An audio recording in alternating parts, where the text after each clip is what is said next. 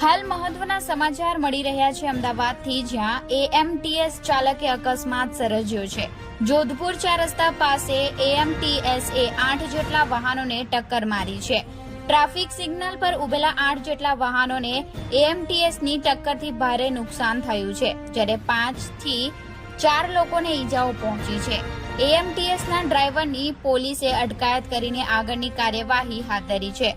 થોડા દિવસો અગાઉ પણ બેફામ દોડતી એએમટીએસે બાઇક ચાલકને અડફેટે લીધો હતો અને આ વખતે 1-2 નહીં પરંતુ 8 જેટલા વાહનો એએમટીએસની ટક્કરથી એકબીજા સાથે અથડાયા, જેમાં 4 થી 5 લોકો ઈજાગ્રસ્ત થયા છે। હિમાંશુ વ્યાસ, ગુજરાત ક્રાઇમ ન્યૂઝ, અમદાવાદ।